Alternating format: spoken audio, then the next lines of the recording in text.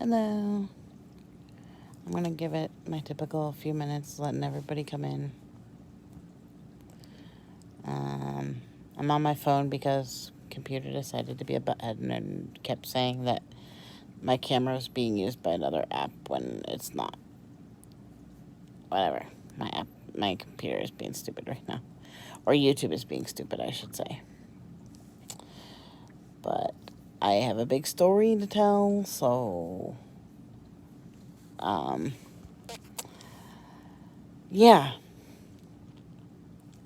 If you're watching this later, obviously you can see I'm in the hospital. I am not at home. Yeah, so hello. I'm just giving it a minute to kind of let people come in. I'm on the phone because my computer's being dumb about the webcam for some reason. Or the built-in camera. It's not letting me use it, and I don't know why.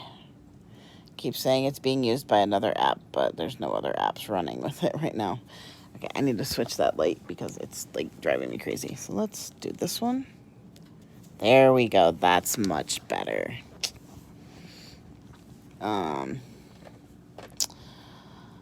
But yeah, so sorry, I got something in my teeth. This week, this month, this year started out completely unexpected. Like, I did not expect this in the least. You know, but on Tuesday morning, I woke up to a lot of pretty severe abdominal pain, and not my normal pain. It was really sharp and burning. It was, my tube was hurting really bad. And there was a lot of basically pus coming out of it. But, I made it through Tuesday, and then Tuesday night around 10 o'clock, I started to spike a fever. And those of you who know me, I don't run fevers at all. The only time I have run fevers in the past was when I had a life-threatening infection. So, but that being said, with a central line in my chest, anytime there's any sort of fever, we go to the emergency room. This particular night, I noticed I had a fever, and I'm like, okay, Hannah and Andrew are probably asleep. I'll give them a call to double check, but I'm going to, hang on, let me mute my Discord. There we go. I'm going to let them sleep. I'm going to take some Tylenol, get a couple hours of sleep, and then we can go in the morning. So I called Hannah. She was asleep. I called Andrew. He was awake, and he's like, well, it's kind of your choice. And I told him, hey, I'm going to throw a good dose of Tylenol. I'm like, I'll throw a good dose of Tylenol at it and go to bed. Because I was exhausted, and I needed, I wasn't feeling good. I needed that rest. Well, I didn't really sleep that night much. The fever kept coming back. I kept having to take, Tylenol every few hours. And every time that Tylenol wore off, the fever spiked right back up to 102. So by the next morning when I woke up, I'm like, okay, we need to go in. My fever's not... Hang on, sorry. I drank water and now my mouth started peeling. My body doesn't like the hospital waters. But anyway, so I woke up that morning, still had 102 fever, and I'm like, okay, we have to go in. So I called Hannah again, and I'm like, hey, my temp is still really high. We need to go into the emergency room and get checked out. And she's like, yep, no problem. Knowing I had a fever, we kind of packed fairly light for it, but we packed for an admission. Because I figured they were going to be like, hey, Matthew, kind of telling the story. Basically woke up to pain and a fever, ended up going to the ER. That's where we got to at this point. I don't run fevers for viruses. I only have run fevers with, like, life-threatening infections. So that's that. But as a central line person, anytime you get a fever, you immediately go to the hospital and get cultures done so that they can make sure what's growing and things like that. Anyway, so we get to the ER. Mind you, that morning I also did a COVID test because we did have a possible exposure over Christmas. I had company for Christmas, and then a few days after they got home, they got sick and realized they had COVID. So we had a possible COVID exposure. But it had been a week since they were here, so it was a little far out. Why do I have a central line? A couple of reasons. One of the primary reasons and why it got put in is because I have really bad veins for IV access. And with having a condition that causes random anaphylaxis, we needed the ability to have an IV line pretty much immediately. So, also, by the way, if I have to go suddenly, there's a surgery happening, a minor surgery. I'll get to that part. But my central line is so that we have instant IV access when I have a reaction. But I also use it for IV fluids at home to help with my dysautonomia and the passing out. So that's why I have it. The primary reason we put it in was for immediate access because it was taking them 2 hours to get an IV in me, and when you're in anaphylaxis, that 2 hours is can be extremely detrimental.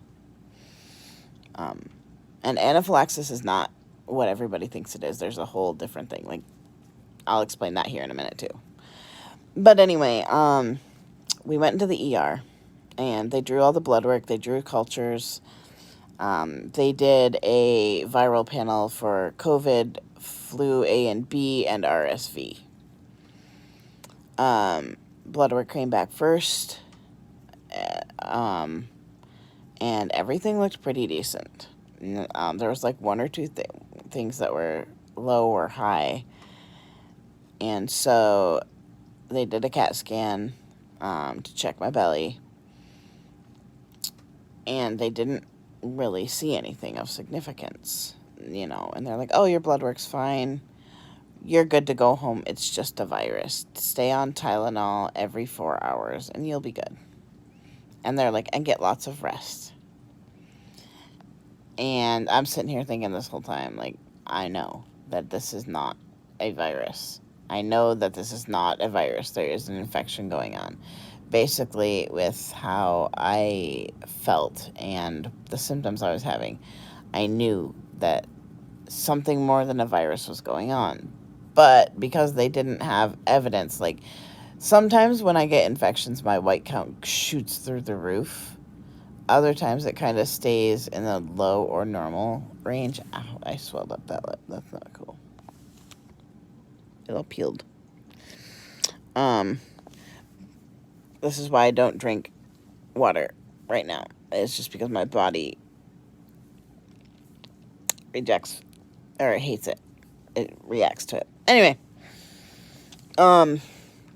so they sent me home that night. I was miserable. They gave me a couple of pain meds, but they're like, it's a virus. We don't give pain medication for viruses at home. I'm sorry. You have to go without. By the time I got home, I was near tears again, just hurting. Every joint in my body hurt. I could feel every knuckle, every toe, every finger. Like, I could feel my bones because everything hurt. So it was quite a miserable little ride. But anyway, once we got home, I had Andrew help me kind of get settled. He got my meds for me. He what am I saying here? I'm a little medicated right now, so my brain is kind of fuzzy. But anyway, he got all my meds for me. He set up my feeding tube, and, we got me settled for the night. And they all went upstairs. And I was sitting there hanging on Discord talking with partner and friends, and I decided to clean my G-tube because I do it every night. I clean around the sites and put a new tubie pad on. And something I had noticed was earlier in that day was there was a lot of discharge, and it was not my normal discharge. Whoa. So I was cleaning it out, and I just started pressing. I could see under here, but I started pressing and pus started oozing out. So I'm like, okay, that's not normal. Like, I can't usually push fluids out of there. I can, the granulation tissue creates this little booger, we call it. It's a tube boogie, I call it. And so I'm like, that's not tube boogies, that is active pus. So I texted Hannah, and I'm like, hey, this just happened. And she's like, email your doctor. Email GI, email your doctor. And so I did. And I had a very fitful night. That fever was just kicking my ass. As soon as Tylenol wore off, I was a shivering mess because I was shaking so bad. It was bad. Went right back up to 102 every time. But anyway, so I sent the message to my doctor, and I went to bed. And I woke up at like 7:30, 8 o'clock, and the nurse had messaged me back and was like asking kind of questions about the G-tube, like what's going on. Is it red? Is it swollen? What color's the drainage? All that things. And I answered her questions, and then she's like, okay, I'm going to forward this on to the doctor, and she'll let you know what she wants you to do. Less than 5 minutes later, I'm sitting there, and I look, and I see I have a missed call and a voicemail. I also saw that I had a new message. So, hang on one second, guys. Hey, Coda. I am doing a live stream on YouTube for a minute before I go downstairs. So, I'm kind of just telling them the story of what's going on the last few days. But yeah, so I got the phone call, and I listened to the voicemail, and I looked at the email, and she's like, you need to go to the ER now. Your culture's popped up positive. You need to be admitted for IV antibiotics. So sent the screenshot of it over to Hannah and said, we got to go in. And we started packing up for an admission and headed off to the ER. And I was kind of under I figured we weren't going to be in there very long. It's pretty straightforward, Hey, we get admitted, we start IV antibiotics. I was kind of naive to think that it was going to be that simple. But the funny part is the ER doctor, we get in there, and she's like, okay, we're going to draw more blood work. We're going to draw more cultures. We're going to, we'll get you situated with, get your fever down, things like that. But she's like, but I think we'll be able to get you home today on oral antibiotics. And Hannah and I just kind of shared a look with each other, like, yeah, that's not going to happen. We didn't say it to the doctor, but we let her think that she had a say in it. But we knew exactly what was going to go on as far as that went. And within 5 minutes, infectious disease came in, because anytime you have a bloodstream infection, the doctor's on the case. And their first words out of the mouth was like, so I'm Dr. So-and-so. So you're getting admitted, right? We need to start IV antibiotics. And I'm like, yeah, I kind of figured that. We laughed when they said that because the ER doc had said oral antibiotics and home. And he's like, He's like, you're going in on IV antibiotics, and we're going to take out your port. And that's where I kind of fuck, I didn't expect that they were going to take out my port, because the infection wasn't in my port, it was in my belly. So that hit me a little off guard. I wasn't expecting, like it was in the back of my head, like, yeah, they could go that route. I was more like, oh, will they use my port because it's not infected, and stuff like that. And yeah.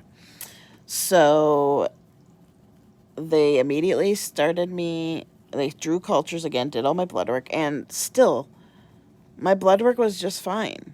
Like, there was a couple of things slightly off. My white count had gone higher, but it was still in the normal range, which is really weird. And my body does that. It either skyrockets or it stays normal or almost drops to a low point.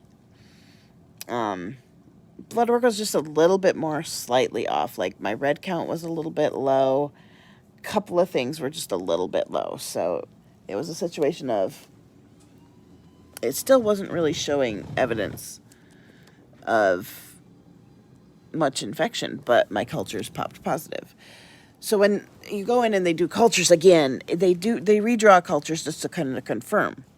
So they have to draw a set from 2 different locations. So they draw 2 vials from different locations. So 4 vials altogether. I am a really hard stick. They can't use my port for this, so they have to do like IV and blood draws. And they had to use an ultrasound to get it. So they did 2 extra sets of cultures while I was down there. And they've done a set last night or today or something. Like, I've had, I think, 3 cultures since then.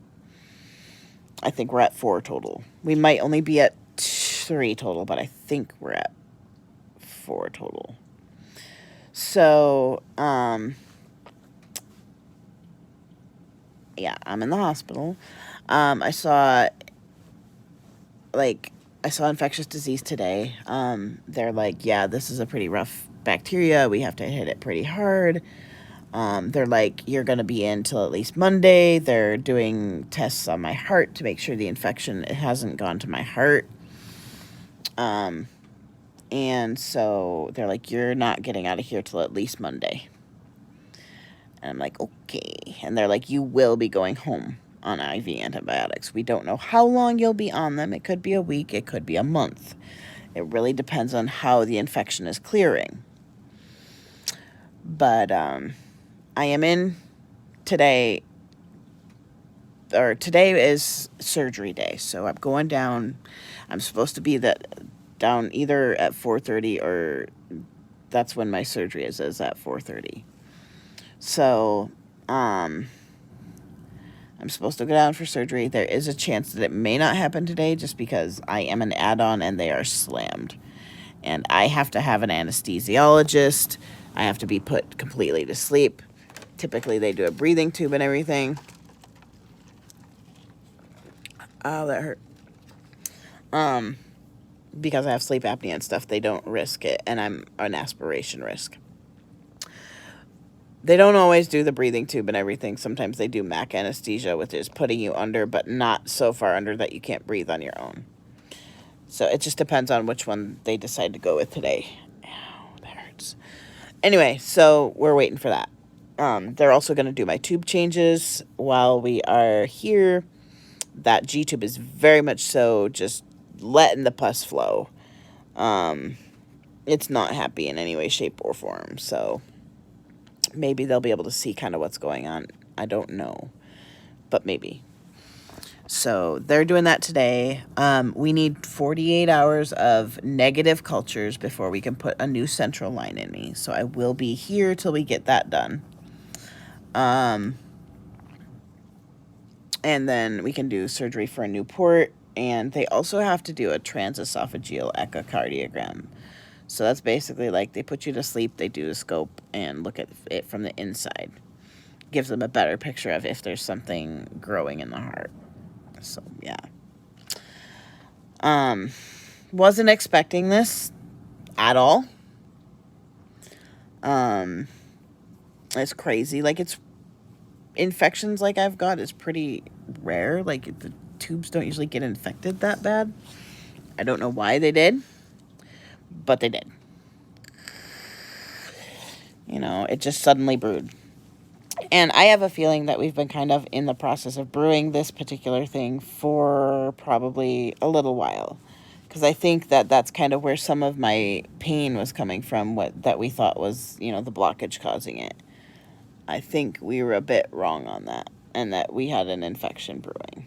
So, my guess is I'm not going to be out of here till about Wednesday, maybe, would be my guess. Because they have to do, if cultures tomorrow come back negative, or anything they draw at this point on come back negative, then we have a 48 to 72 hour time frame that we have to wait before we can put in a new line. And I don't know if they can put the new line in and do the transesophageal echo at the same time. If not, then I get one done and then the other, you know. So that's fun. I've never had a transesophageal echo, but while I don't have MRSA, which is like a super bug, I've had MRSA several times before, but this isn't MRSA. But it seems like they're almost treating this more aggressively. So I have to go look up the exact bacteria that we're growing. It is staph, but I need to go look it up because they're like the way they're acting and stuff. Like, this is a pretty serious bug that I've got, like bacteria I've got. So yeah. I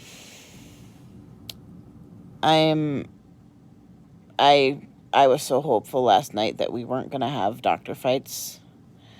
Hang on one second. I gotta answer this question. All right, there we go.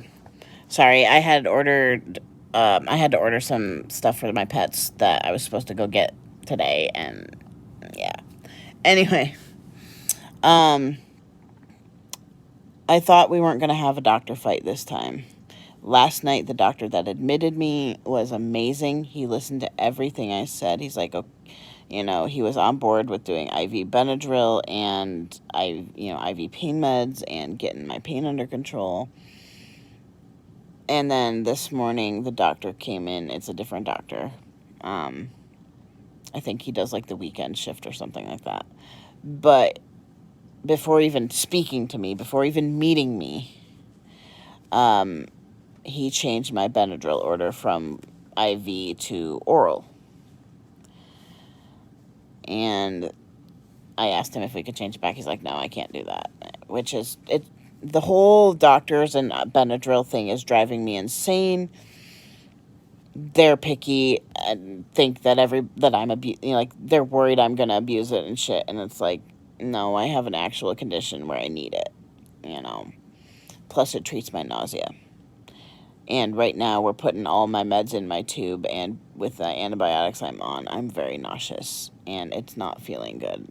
So I'm trying to convince him to go back to things.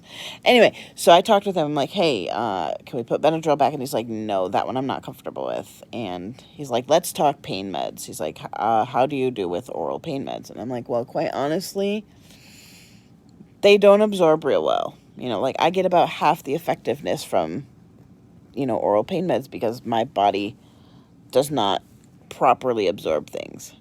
And he's like, you know, you're having surgery today and everything. He's like, I'm okay with, you know, keeping the IV dilaudid for, you know, for a couple days. That's not what he did. He turned around and canceled everything IV except for anti-nausea meds. And I had my nurse, like, go to him and, message him and be like, hey, can we put it back? And he's like, no, that's not our plan. He flat out lied to my face. And I'm sorry. I don't put up with that. And I'm going to let him know. I told my nurse, I want to talk to him. Because it's not even the fact of, okay, he switched me to oral. It's the fact that he flat out lied. Oh, yeah, we're going to keep the IV stuff, and then turned around and did the exact opposite. And I'm sorry, like, that's a reportable offense. He lied to me. I will be reporting him, and I'm going to let him know that. Like, I'm sorry, but you lied to my face. You straight up lied to my face, and you don't get to get away with that. So I will be letting him know. When I just a little while ago told my nurse, because she's like, yeah, he said no, he wasn't going to change it back or even add it in. And I said, well, I would like you to message him and tell him to come talk to me, because I'm not okay with this. It's not even the fact that I'm on orals now. It's the fact that he lied. He straight up lied, and I'm sorry. You're going to be held accountable for that.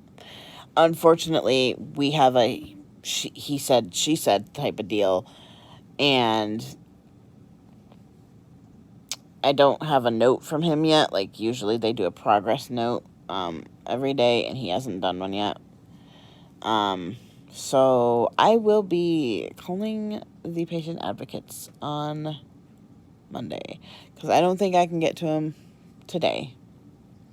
I got to get the information from my nurse or the charge nurse or something. Like,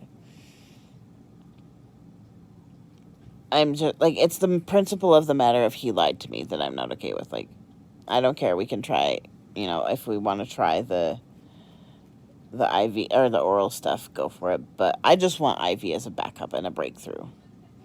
So now you were dishonest. You lied. That's a not okay offense. Unfortunately, I'm going to I don't have proof of this. It was him in the room with me. But I'm going to be starting to record everything. I'm going to use that app and tell him, hey, for my records, I'm going to be recording our conversation because, and maybe I'll use the excuse of my family wants to hear or something like that. I don't know exactly how I'm going to do it, but either way, I would, if I'm recording, maybe they'll be a little more appropriate. But either way, I want proof of these things, because now we have zero proof of the fact that he said that we would do it and then changed his word and lied. And so, but one thing that does happen is getting patient advocacy involved usually kicks them in the butt, because it can start investigations on them and they can lose their job if they are found to have been negligent or, not appropriate type of deal. So, yeah. But, yeah, that's kind of what's up. So, I'm in the hospital till God knows when. Feel like shit. My fever's up and down all the time. But, I'm in the right place. And don't get me wrong. When it comes to this hospital, every staff member I have dealt with is fantastic. But they use this like company basically that for what is called like hospitalists, and they are like on a specific floor and they kind of manage all the patients and they do the daily orders and things like that. I also have specialists that can be on my case, and quite honestly, I might talk to them about switching, because I don't want that guy in control. He is not trustworthy. So I will be going to patient advocacy and reporting him, because, like, I've had run-ins with the hospitalists before. They are from this company. They're assholes, especially the men. I've had about 2 out of like 20 that were decent and actually did what they said they were going to do and worked with me and listened to me. I've had 2 out of like probably 20. It's probably more than that, quite honestly. But the specialists are amazing. The nurses are amazing. My primary care doctor is amazing, and they're all through this hospital. Everybody except for this particular doctor type is great. And they don't listen to their patients. They demean me. They are sexist. They are, ableist. It's a bunch of bullshit. So, yeah, it's just a whole mess. But I will keep you guys updated. It's been rough. I am not feeling good. You know, I'm still, like, right now my fever's down, but that's because I'm in the middle of Tylenol, and as soon as that wears off, I start the shivering and the shaking, and I'm no longer fever-free. Hopefully we'll start seeing some fever-free time now that we're on antibiotics, and I've been on them for, like, maybe 10 to 12 hours. Wait. Yeah, because I went on them at, like, 3 or 4 yesterday, and it's almost 3 now. So we should start to be seeing a decrease in that fever. We're not yet, unless I'm on Tylenol, so it's a little bit of an issue, but, you know, we're going to get through it. I hate being here. I really was hoping that to start this year out kind of with a bang and have a really good January and be, you know, as hospital-free as possible. And maybe I jinxed myself because I said something about it, and I'm like, I'm going to take this year by the horns, and it's going to be a good year. I jinxed myself, I think. But either way, it is what it is. I'm glad I'm getting proper treatment, you know, and that the doctors that matter are taking good care of me, and the nurses. My nurse today, I'm struggling with her. She's got a very thick, I believe it's Jamaican accent, and it's to a point where it's kind of really hard to understand her at times. She's not real communicative. She's very, you know, quiet, withdrawn, you know. It almost makes her seem grumpy, you know. And hey, if she's having a grumpy day, that's you know, everybody's entitled to grumpy days and not being the most enthusiastic self. But I hope that, you know, that's not the case. But it is a little bit of a barrier, like, you know, me getting her to message the doctor and be like, hey, we need to fix this. You lied. You need to fix it. So, yeah. But anyway, I'm going to go ahead and go. I'm going to get my phone on the charger, actually, first, because it's going to die. And I'm going to go get changed, get some kind of ready to go down to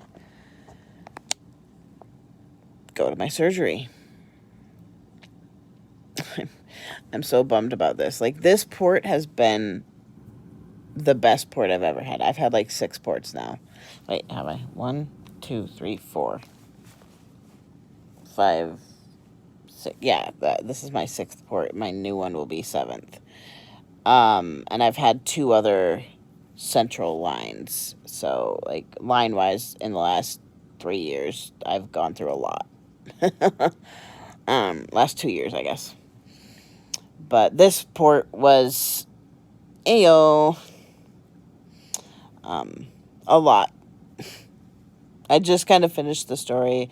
You'll probably want to look back at it, but we will, you know, figure it out soon. So, but yeah, I'm in the hospital right now, so I've got an infection. But yeah, I would recommend just watching back the video because I don't have the energy to rehash it all over again. I'm going just to put you back on your feeding. They're not doing surgery? Not today. They say it's going to be tomorrow because they don't have... Tomorrow? They don't usually do it on Saturdays, I thought. Oh, they just called me just right now. Okay. I say it's going to happen tomorrow. Okay. I figured that was gonna happen. But anyway, guys, I will see you later. I'm gonna go. I don't know what is going on down here. Have a good day.